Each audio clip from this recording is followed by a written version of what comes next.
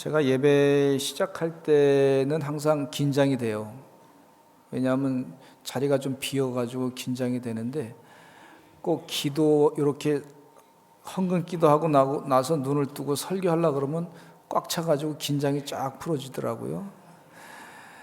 좀 일찍 오시기 바랍니다. 일찍 와서 예배를 기도하면서 준비하시기를 바랍니다. 그래서 신령과 진정으로 예배 드리기 위해서는 조금 일찍 오셔서 마음을 좀 정결하게 하시고 찬양도 같이 하시고 하나님께 다 예배하고 영광 돌린다 생각하시고 11시에 시간에 늦지 않도록 그렇게 힘써 주시면 좋겠습니다. 힘써 주시면 좋겠습니다. 그렇게 작게 얘기해도 아멘이 크면은 참 좋겠습니다. 아멘. 할렐루야. 여러분이 이렇게 보면은요, 가족들이 같이 앉아가지고 예배 드리는 모습이 참 좋아요. 저는 그렇게 하고 싶어도 할 수가 없어요. 다 자녀들이 멀리 떨어져 있으니까. 근데 가족들하고 같이 앉아서 예배 드리는 것을 좋게 생각하시고 기쁘게 생각하시기 바랍니다. 혹시 오늘 아침에 밥 먹다가 싸우셨다 할지라도 같이 앉아서 예배 드리시는 게 모습이 좋습니다. 그러니까 자녀들하고 같이 앉아서 예배 드린다. 참 고마운 일이고 감사한 일이에요. 우리 부모님하고 같이 예배 드린다. 시부모님하고 같이 예배 드린다. 또 어머니 아버님하고 같이 예배 드린다. 고맙고 감사한 일이에요. 그렇게 감사하시기를 간절히 바랍니다. 그래서 남편과 아내가 같이 예배 드린다. 또 손잡고 예배 드린다. 참 고마운 일이고 감사한 일이에요. 그렇게 하고 싶어도 못하는 사람의 심정을 아시기를 바랍니다. 그렇게 아시고 그 시간을 좀 귀한 시간으로 여기시고 같이 예배드리고 같이 기도해주고 같이 사랑해주고 하나님의 뜻으로 축복을 받게 간절히 기도해주는 그 시간을 아주 귀하게 여기시기를 바랍니다. 여호수아의 간절한 호소가 있는데 이스라엘 백성들이 하나님의 뜻대로 살기를 바라는 그런 마음으로 바른 선택을 하기를 바라는 마음으로 호소하고 있어요. 거의 절규에 가까운 호소라고 볼 수가 있습니다. 여호수아가. 근데 이 말씀을 읽으면서 여호수아가 저에게도 하시는 말씀인 것 같다는 생각이 들었어요. 근데 제가 오늘 설교 말씀을 이렇게 여호수아의 말씀을 전할 때 저도 이런 그 여호수아의 심정을 가지고 우리 성도님들이 다른 신을 섬기지 아니하고 하나님을 온전히 섬겼으면 좋겠어요. 하나님의 축복을 다 받기를 원합니다. 그래서 호소하면서 그러면서 이렇게 설교를 하게 됩니다. 첫 번째 여호수아가 호소 가운데 어떤 호소를 하고 있냐면 여호수아서 24장 앞절에 보면 1절로 13절까지 내용 가운데 보면 하나님께서 이스라엘 백성들이 축복을 하나님이 내린 것에 대해서 잊어버리지 말기를 바라면서 감사하기를 바라고 있어요. 감사하라. 여러분 하나님이 주신 축복의 은혜를 잊지 마시기를 간절히 축원합니다. 지금까지 주신 은혜를 잊지 말고 자꾸 감사하셔야 돼요. 여러분 감사하는 사람은요 영이 잘 됩니다. 감사하는 사람은 영혼이 바르게 됩니다. 그러나 불평하는 사람은요 영혼이 죽습니다. 자꾸 영혼이 말이죠 발전하지 못하고 영성이 깊어지지 않고 사람이 불평과 원망 때문에 영성이 식어지게 되고 그것 때문에 하나님에 대한 감사한 마음이 사라지면서 불평과 원망이 자기 인생에 대해서 자꾸 생각돼서 마귀가 좋아하는 그런 사람으로 바뀌게 돼요. 여러분 이거 잘 들으세요. 이게 굉장히 중요한 부분이에요. 그러니까 영성이 깊은 사람일수록 감사할 일을 자꾸 찾게 되는 역사가 있어요. 주님 은혜 가운데 감사하시길 바랍니다. 제가 미국에 유학 갔더니 말이죠, 그 미국 사람들 만났는데 그 미국 사람들 가운데도 참 성격이 이상한 사람들이, 그 좋은 나라에 살면서도 아주 불평이 잔뜩 있는 사람 많더라고. 그 좋은 나라, 여러분 미국이 세계에 제일 잘 사는 나라 아닙니까? 근데 불평이 잔뜩 있어가지고 뭔 얘기만 하면 말이죠, 화를 내고 막 그냥 짜증을 내고 그러더라고. 그래서 그거 보면서 참 별 사람 다 봤다 이런 생각을 했는데, 여러분 동남아에서 우리나라에 시집 오려고 하는 사람들이 많잖아요. 베트남 아가씨들도 우리나라에 와서 시집 오려고 그러지. 예? 또 캄보디아, 라오스, 필리핀에서도 우리나라에 시집 오려고 그러지. 우리나라의 여자분들은 좀 조심하셔야 되겠어요. 좀 걱정이 되더라고. 근데 뭐 줄줄이 서 있어. 근데 보니까 왜 그러냐면 우리나라가 잘 사니까. 그 우리나라 사람들이, 그 사람들이 우리 사람들이 막 불평하는 거 보면 이해를 잘 못해. 이렇게 좋은 나라에서 왜 감사하지 않고, 꼭 그런 현상이더라고. 제가 미국 사람을 가서 불평하는 사람 보고 이상하게 생각하는 것처럼, 또 그 사람들이 우리나라에 와서 시집 와서 살 때 불평이 많고 잔뜩 그러면 그것도 이상하게 느껴진단 말이에요. 그러니까 우리가 늘 영적으로, 하나님은 우리가 감사하지 아니하고 불평하는 것에 대해서 좀 이상하게 생각할 거 아니에요. 줄 거 열심히 주고 또 주고 자꾸 주고 또 주고, 눈치가 좀 있으면 감사가, 또 주고 자꾸 주고 또 주고 챙겨주고 이것도 주고 저것도 주고 이 사람도 주고 자꾸 그러는데, 하나님이 하도 줬는데도 이스라엘 백성들이 감사 안 하니까 이상한 거예요. 이게요, 참 못된 사람들이다 생각하고 하나님이 심판할 수도 있는데, 그래도 참고 또 주시고 또 챙겨주시고 또 그러신 하나님이세요. 할렐루야. 예. 대한민국이, 제가 미국에 유학 가가지고 그 이민 목회하는 동안에 보니까 거기 우리 교인 가운데 한 분이 본인이 젊었을 때 필리핀 사람을 만났는데 60년대 70년대죠. 그때 필리핀 사람이 자기한테 집을 한 채 사줬다는 거예요. 그 필리핀 사람이, 지금 필리핀에 와가지고 우리나라에서 집 사주는 사람이 그렇게 많지 않잖아요. 옛날에는 그랬다는 거예요. 무슨 얘기냐면, 옛날에는 그렇게 못 살았던 나라가 지금은 변화돼가지고 필리핀 아가씨들이 우리나라에 와서 시집 와서 살기를 원하고 있다는 거예요. 이러면 감사할 일이 많이 있지. 대한민국이요, 짜니은 씨가 79세가 돼가지고 뭐 정치적으로 여러 가지 이유가 있겠지만 어쨌든 간에, 하여튼 그분이 79세 때 또 국가 일을 하는 것을 보면서 건강하셔요. 건강하니까 그렇게 하시는 거예요. 뭐 이상한 소리도 듣기도 하지만은, 그러나 우리나라가 나이가 70, 80 넘어도 건강하게 살 수 있는 그런 나라가 됐다는 거예요. 그럼 감사하셔야지. 감사하지 않으면 하나님이 싫어하십니다. 조금 어려운 일이 있으면 불평하지 마시고 감사할 일을 먼저 찾으시기를 간절히 축원합니다. 어느 목사님이 교회 목회하다가 한 번은 막 천둥 번개가 치고 바람이 불어가지고 교회 지붕이 훌떡 날아가 버렸어. 근데 그 목사님은 늘 감사하던 목사님이셨는데, 오늘은 설교 시간에 목사님께서 무슨 말씀하실까, 오늘도 또 감사하다고 말씀하실까 그랬는데, 그 목사님이 말씀하시기를 뭐라 그러냐면, 하나님 감사합니다. 지붕만 날아가게 하시고 기둥은 남아있기에 감사합니다 그랬다는 거예요. 여러분, 감사하는 사람은 어려움이 있어도 그 감사할 걸 찾습니다. 근데 감사는요, 참 이게 영적인 거였기 때문에, 이 여호수아가 호소하는 게 뭐냐면, 이스라엘 백성들아 감사하라. 감사를 해야 그동안 하나님이 복 주신 것이 앞으로 계속 이어진다는 거예요. 이게 굉장히 중요한 핵심이에요. 그러니까 영적인 원리를 잊어버리지 말고 감사해야 그 다음에 또 복 주신다는 거예요. 이게 이스라엘 백성들을 호소하는 거, 호소. 이게 완전히 절교야, 절교. 하나님께 감사하라.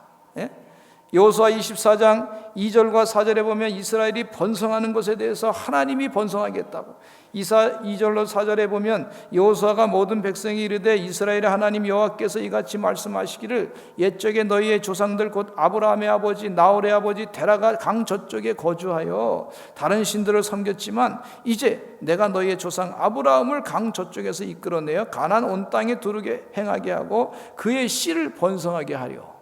그의 아브라함의 씨를 번성하겠다. 따라서 하죠. 아브라함의 씨를 번성하게 하려. 하나님께서 그에게 이삭을 주셔가지고 이스라엘 백성들이 자꾸 늘어나게 됐어요. 번성하게 됐어요. 하나님이 애굽에 보면, 애굽에 들어갔을 때도 하나님이 계속해서 고센 땅에서 고생했지만 계속 번성하게 됐어요. 또 번성하고 고생을 시켰지만 바로 왕이 괴롭혔지만 또 번성하게 되고 번성하게 되고 하나님이 번성하게 했다 하는 그런 축복의 얘기를 잊어버리지 말라고 하고 있어요. 여러분, 하나님이 번성하게 하신 우리 대한민국의 사람들이 전 세계적으로 가만히 제가 계산해 보니까 대한민국 남한에만 5천만 명, 북한에 한 2,500만 명, 저 만주 온 세계에 흩어진 그런 백성들이 700만 명, 그러니까 대한민국 백성들이라고 해가지고 연결돼가지고 가족들이 연결된 사람들이 전체적으로 보니까 대충 한 8천만 명 되는 거예요. 전 세계적으로. 예, 1919년에 우리 대한민국이 몇 만이었냐면 2천만 명이다. 1910 기미 독립 선언할 때. 그러니까 우리 대한민국 백성들이 세계적으로 그동안 4배나 늘었어요. 4배. 여러분, 이거 하나님의 축복이고 번성케 하신 하나님의 계획인 줄로 믿습니다. 그런데 어떻게 4배 늘었냐면요, 그동안에 6.25 전쟁 나가지고 사람들이 엄청 죽었어. 일제시대 때 대동아 전쟁 나가지고 또 엄청 죽었어. 고생무지했어. 그런데 계속해서 인구가 줄지 않고 4배나 늘어났다. 하나님의 은혜입니다. 예? 하나님의 은혜가 아니고서는 불가능한 일이에요. 번성케 하시는 하나님의 축복이 있어요. 이스라엘 백성들이 두 번째는요, 5절과 7절에 이스라엘 백성들을 자유케 하시고 건져내시는 하나님의 계획을 잊지 말아라고 그렇게 말씀해 주고 있어요. 6절의 말씀해 보니까 내가 너희의 조상들을 애굽에서 인도하여 내어 바다에 이르게 한즉 애굽 사람들이 병과 마병을 거느리고 너희의 조상들을 홍해까지 쫓아왔다 그랬는데, 하나님께서 그들을 애굽에서 그 고통당하는 것에서부터 완전히 자유케 하셨다. 그 다음에 이 고통 핍박의 근원까지 뿌리를 채 없어게 하셨다. 이 하나님의 그 축복이 아니고서는 이게 불가능한 얘기다. 이렇게 말씀해 주고 있어요. 여러분, 주님은요, 우리가 불안해하고 두려워 떨고 이런 이 고통의 뿌리까지도 예수님께서 죄의 이 죄책감의 뿌리까지도 예수님이 십자가에 못 박혀 돌아가심으로 말미암아 그 고통을 전부 자유케 해주시는 그런 하나님의 은혜가 우리에게 있는 줄로 믿습니다. 아멘. 하나님은 기적, 우리가 이 6.25 전쟁과 광복의 기쁨 다 전쟁의 폐역 가운데서도 자유케 하시고 그 배고픔과 아픔과 병마와 싸워서 자유케 하시는 그 하나님의 역사가 있는데 얼마나 감사한지. 이 감사하면요, 사람이 교만하지 않습니다. 감사가 없으면요, 교만하게 돼요. 집안에서도 보면 자녀들 가운데 감사를 잘 가르치시길 바랍니다. 야, 고맙지 않느냐? 힘들어도 야, 그래도 이거 밥 먹고 이게 있으니까 감사하지 않냐? 자꾸 얘기해 주세요. 꾸짖지 마시고, 야, 그래도 고맙다. 나는 너무 감사하다. 부모님의 감사한 마음을 자꾸 얘기해 줘야 아이들이 뭐에 대해서 감사하는 건지 배운단 말이에요. 야, 우리가 그래도 오늘 잠자는데 이 집이 안 무너져서 감사하지 않느냐? 아들아, 뭐 이렇게 얘기하면 되겠고, 야, 아들아, 오늘 이렇게 좋은 데 가서 이렇게 샤워할 수 있는데 좋은 물이 나와서 감사하지 않느냐? 기쁘지 아니하냐? 고맙다 그러고 감사하시고, 또 아들아, 너 오늘 건강한 모습으로 우리 학교 갔다 잘 와서 감사하다, 그렇게 하세요. 그러면서 뭐가 감사한지 늘 감사 제목을 자꾸 찾을 줄 아는 그런 주님의 종들이 되셔야 될 줄로 믿습니다. 또 셋째는 가나안 땅으로 들어가게 했어요. 약속하신 땅으로 하나님께서 그들을 인도해 주셨어요. 그러니까 그것을 잊지 말라고 감사하라 그랬어요. 11절에 보니까 하나님이 약속의 땅 들어갈 때 철옹성과 같은 이 여리고성을 하나님이 무너뜨리시고 그 땅에 들어갈 수 있게 했어요. 그러니까 하나님의 능력 아니면 이게 불가능한 얘기를 말씀해 주신 거예요. 하나님이 도와주셨다. 하나님이 우리나라를 축복해 주시는데, 지난주에 우리 신중기 목사님 오셔가지고 얘기를 말씀을 나누는데 뭐라 그러시냐면 뜬금없이 하나님께서 금년에 우리나라를 축복해 주셔서 금년에 대풍이 났다고, 대풍, 풍년이 났다고. 그 얘기의 주제하고 조금 떨어졌는데도 고마우셔서, 그게 감사해서 큰 풍년이 났다고, 그러시더라고. 저도 감사해서, 아 그러시는구나, 감사해서 그렇구나. 우리가 항상 그냥 풍년이고 잘 먹고 잘 사는 줄 알았는데 이분은 그게 고마워가지고 옛날에 못 먹고 살았던 때가 생각이 나는데 그것에 대해서 감사하고 대풍년이 됐습니다. 그렇게 얘기하는 거예요. 눈치가 있어야 감사도 아멘도 하지. 대풍년이 됐습니다. 풍년이 됐어요. 코치 가방만 찾지 마시고 눈치를 좀 채셔가지고 좀 감사하시기를 간절히 축원합니다. 그래서 제가 가만히 또 생각해 보니까 좀 일본한테는 안 된 얘기지만 태풍이 오면 꼭 일본으로만 가. 이상. 우리나라 올라오다가 일본으로만 자꾸 바꿔가더라고. 금년에 이상하더라고. 왜 그런지 모르겠어. 그 태풍이 올라오다가 이 태풍도 일본으로 가고, 우리나라 올라올 듯 하다가 다시 방향을 바꿔서 일본으로 가고, 이 땅으로 가고 저 땅으로 가고, 우리나라 땅으로 오다가 그냥 우리나라는 곡식이 잘 되게 하라, 하나님이 그러시는 것 같더라고. 그러니 이게 얼마나 감사할 일이야. 여러분, 하나님이요 도와주지 않으면 이게 금년에 말이죠 막 그냥 엉망으로 만들어 놓으면 외국에서 수입해 와야 돼 또. 그러면 어떻게 돈이 또 나가잖아요. 그러니까 하나님이 우리를 축복해 주셔요. 늘 감사하시면은요 태풍이 오다가도 자꾸 다른 데로 가는 역사가 있습니다. 그 금년에 가을비가 지난번에 한 3일 동안 많이 왔는데 오는 것도 보니까 그냥 한꺼번에 막 그냥 확 오지 않고 알맞게 적당하게 내리더라고. 맞을만하게 내리다가 또 조금 비 맞하다가 그렇게 내리는 거 보면서 감사하더라고. 감사해요. 주님 감사합니다. 여러분, 그냥 자연이 된 거라고 생각하지 마시고 그것에 대해서 감사할 줄 아셔야 될 줄로 믿습니다. 여러분, 그 추수가 잘 된 거 보면서 그냥 남들이 잘 돼도 감사하세요. 그게 믿는 자가 해야 될 일이에요. 그게 복의 근원의 자세입니다. 그냥 남들이 잘 돼, 저 가정이 잘 되면 저 가정 잘 됐구나, 감사합니다.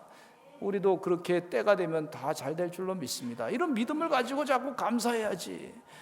감사가 없이 저 가정 잘 됐으니까 그냥 남편한테 왜 나는 코치는 안 사주냐고 딱 이렇게 그냥 꼬집고 그래봐야 남편만 아프지. 그러니까 그렇게 하지 마시고 주님 은혜 가운데 그 가정 잘 됐으면 감사하다, 또 감사하다.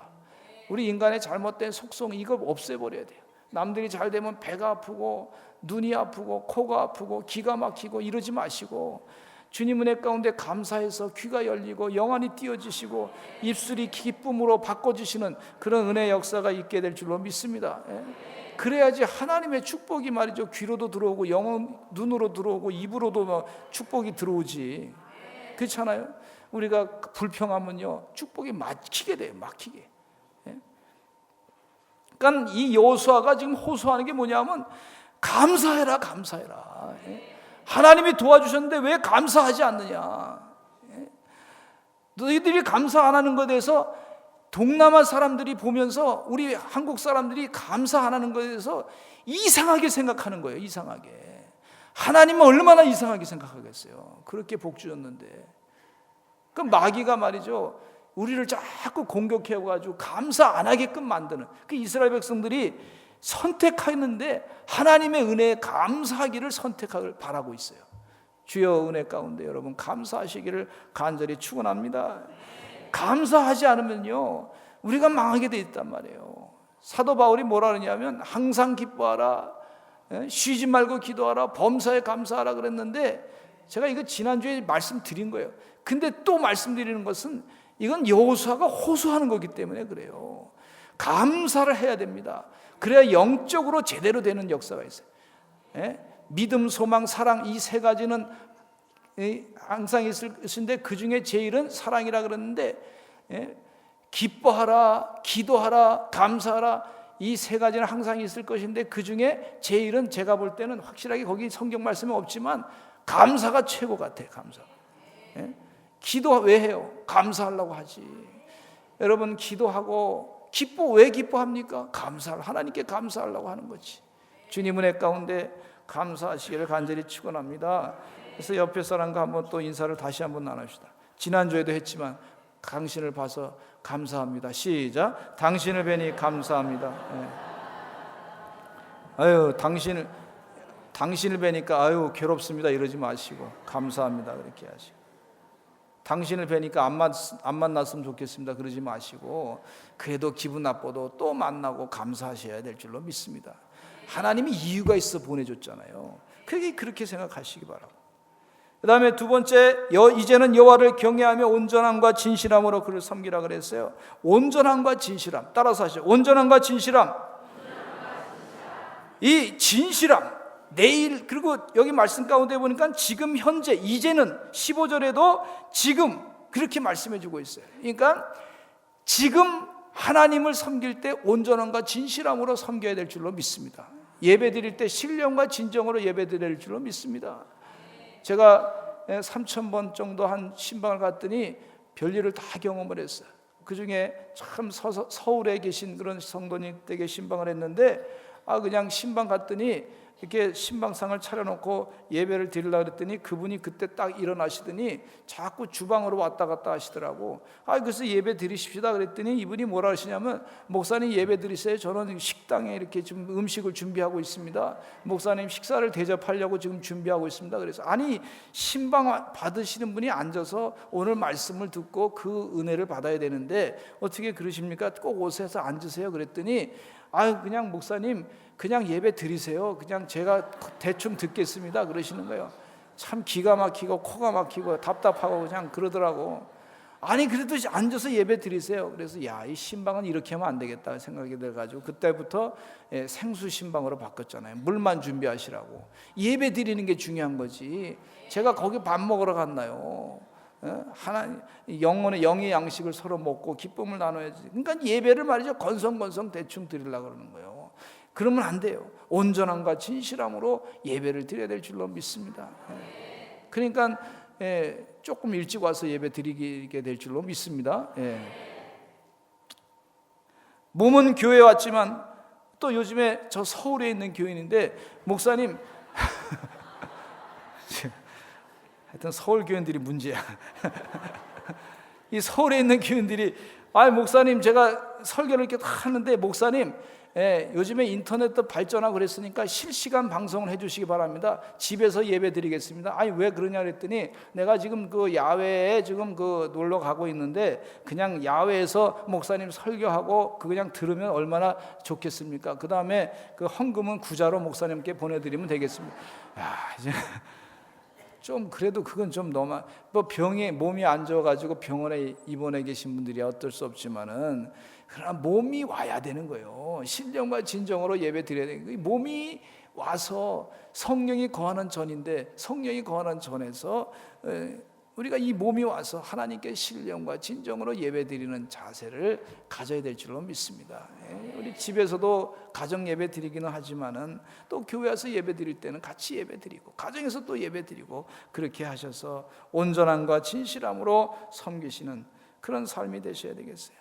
여러분 내 자신이 우상이 되지 마시고 여기에 저쪽 편에 있는 그 우상들은 다 조상들이 섬기던 것은 다 내려놓으라 그랬는데 치워버리라 그랬는데 너희 속에 있는 이 우상들은 다 치워버렸는데 현대적으로 보니까 만몬의 신에 사로잡히면 안 되는 거예요.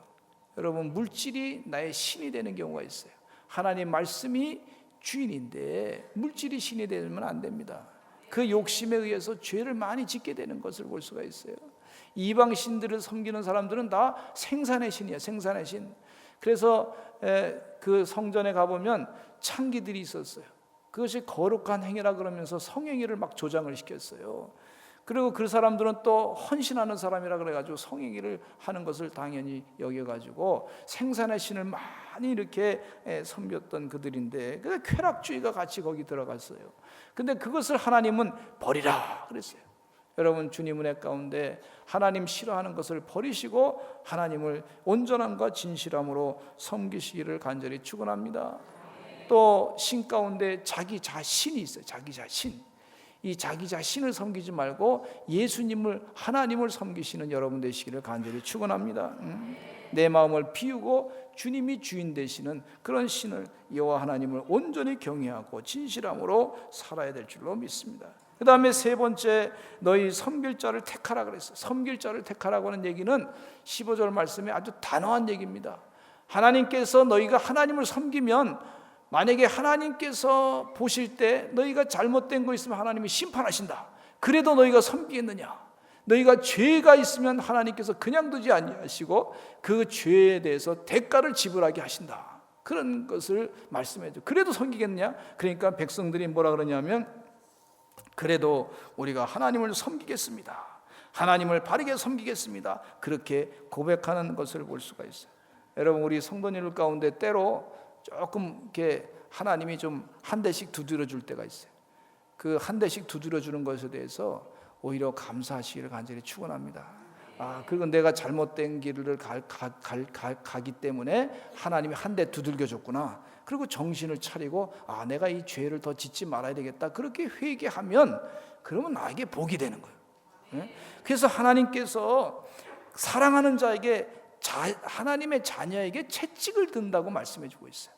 그러니까 여호와 하나님을 섬길 때 내가 선택을 하나님의 백성대로 선택하게 되면 때로 혼날 때 깨닫게 되고 변화되고 하나님의 거룩한 뜻으로 바뀌어지게 되는데, 여러분, 우리가 초점이 바뀌어져야 되는데, 우리 말도 하나님의 뜻대로 사용하는 말이 되시기 바라고, 생각도 하나님의 뜻대로 바뀌는 생각이 되시기 바라고, 또 시간도 하나님의 뜻대로 사용하시기 바라고, 물질도 하나님의 뜻대로 물질도 사용하시기 바라고, 그래서 이 달란트도 하나님의 뜻대로 사용하시기를 간절히 축원합니다. 그래서 하나님을 내 삶 가운데 진정 잘 섬길 줄 아는 그런 삶이 되셔야 될 줄로 믿습니다. 그다음에 마지막으로 이 구약에 이 여호수아에게 말씀하신 내용이 하나님을 잘 섬기겠다 그랬는데, 신약의 사도 바울의 경우를 보면은요, 하나님을 잘 섬기는 영적인 자세를 잘 깨닫게 해주시는 말씀이 많이 있어요. 사도 바울은 빌립보서 3장 12절에 내가 이미 얻었다 함도 아니요 온전히 이루었다 함도 아니라 오직 내가 그리스도 예수께 잡힌 바 된 그것을 잡으려고 달려가노라. 다 됐다고, 사도 바울이 훌륭한 영성의 사람이었는데 다 됐다고 자랑하지 아니하고 아직도 내가 아직도 잡지 못한 것을 있으니까 표대를 향해 달려간다 그랬어요. 뒤의 것은 잊어버리고 앞의 것을 잡으려고 표대를 향해서 그리스도 예수 안에서 하나님이 위해서 부르신 부름의 상을 위해서 달려간다 그랬어요. 달려간다. 제가 어느 목사님이 가르쳐 주신 내용이, 제가 교만하지 않게 하기 위해서 나는 설교가 가운데 1등은 아니다. 한 2등이나 3등 정도 된다. 나보다 설교 잘하시는 목사님 계시다. 그렇게 생각하고 늘 겸손하고 2등, 1등 설교가가 되기 위해서 또 노력하고 또 노력하고 또 노력하고, 그러니까 유머도 썰렁 유머가 조금 그래도 좀 괜찮아졌어요. 얼마나 좋은지 몰라요. 근데 자꾸 하려고 하다 보니까 잘 되더라고. 겸손하니까. 제가 좀 스스로 겸손하다니까 조금 이상하긴 한데, 교만하지 말아야 되겠다. 교만하고 내가 1등이다 그러고 내가 최고다 그러고 교만하면요, 그때부터 죄는 영성이 망가지는 거예요. 그러니까 주님 은혜 가운데 부족. 우리 부목사님들 설교할 때도 아침에서 새벽 예배 설교 들으면은요, 제가 생각하지 못했던 그 성경 말씀에 은혜가 되는 말씀을 탁탁 해줄 때 제가 은혜를 많이 받아요. 그리고 또 우리 많은 목사님들 설교 가운데 들어보면 참 은혜되는 말씀이 많더라고요. 그 은혜가 되면 또 거기 은혜 받고 또 깨달음 가운데 감사하고 그렇게 돼요. 늘 배우고 또 겸손한 자세로 살아야 되겠다. 사도 바울같이. 그게 믿음의 자세고 하나님을 바르게 따라가는 삶의 자세다. 또 사도 바울은 과거의 일을 자랑하지 않고 이 가말리아 문에서 공부했던 것을 똥으로 배설물로 여겼어요. 자기의 학식을 자랑하지 않고 예수님만 자랑했어요. 여러분, 예수님만 자랑하시는 그리스도의 복음만이 드러나시는 삶이 되시기를 간절히 축원합니다. 저분을 보니까 꼭 예수님 본 것 같아. 이랬으면 얼마나 좋겠어요. 여러분, 그런 삶이 되시기를 간절히 축원합니다. 그 다음에 자기를 부인할 줄 아는 삶이 되시기 바라고, 마태복음 16장 24절에 보니까 누구든지 나를 따라오려거든 자기를 부인하고 자기 십자가를 지고 나를 따를 것이다 그랬어요. 그러니까 내 성질이 죽어야 되는 거예요. 자기를 부인한다고 하는 것은 내 잘못된 성격이 죽어지고 내 다혈질적인 성격이 내려놓고 주님을 따라가시는 그런 삶이 되시기를 간절히 축원합니다. 마태복음 5장 30절에 또 우리가 그리스도 때문에 불구자가 되는 경우도 있어요. 여기 보니까 만일 내 오른손이 너로 실족하게 하거든 찍어내버리라. 내 백체 중 하나가 없어지고 온몸에 지옥에 던져지지 않는 것이 유익하다 그랬어요. 천국에 들어가기 위해서, 물론 이 성경 말씀대로 막 그냥 내가 죄 졌으니까 막 잘라라는 얘기는 아니에요. 영이 하나님의 영으로 온전히 내 마음을 채우라는 말씀입니다. 그러니까 세상 사람이 봤을 때 좀 불구가 되고 가난하게 보여도, 좀 부족해 보여도 영혼이 가득 성령이 충만하고 은혜가 충만하면 그 사람은 하나님 보시기에 완전한 사람이에요. 그런 완전한 영적인 삶으로 살기를 간절히 바라고, 야곱이 평생도록 고관절이 부러져 가지고요, 편색도록 절뚝거리는 삶을 살았지만 그 평생의 분열에 떠오르는 해를 바라보면서 마음 가운데 영적인 충만한 은혜 가운데 기쁨으로 살았던 것을 볼 수가 있어요. 그와 같이 천국 가는 길에 불편한 것은 다 제거해버리고 주님을 잘 섬기시는 하나님의 종들이 되시기를 간절히 축원합니다. 우리 서산제일감리교 성도님들이 바라기는, 제가 간절히 바라기는, 호소하면서 바라기는요, 천국 가서 다 만나야 될 줄로 믿습니다. 이 땅에서 삶은요 잠깐이에요. 천국에서 만나야 되는 것이 우리 인생의 이 교회에서 예배드리는 신앙생활의 목표예요. 그러니까 목표가 이루어지려면 우리가 천국에서 다 만나야 될 줄로 믿습니다. 한번 따라서 합시다. 천국에서 만납시다. 할렐루야. 누구 때문에 천국에서 만나요? 예수님 때문에 천국에서 만나는 거예요. 천국에서 만납시다. 다시 한번 시작. 천국에서 만납시다. 이미 천국 생활은 우리 마음에 이루어졌는데 이제 천국에 예수님이 준비한 천국, 그 천국이 또 있으니 그 천국으로, 천국에서 만나는, 또 한번 옆에 사람이 남편이면 남편아 천국에서 또 만나자 그래야 될 줄로 믿습니다.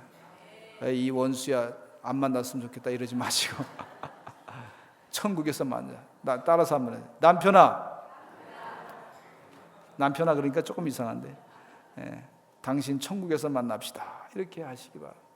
우리 인생의 목적을 분명하게 가지고 신앙생활 하시기를 간절히 축원합니다. 임하소서.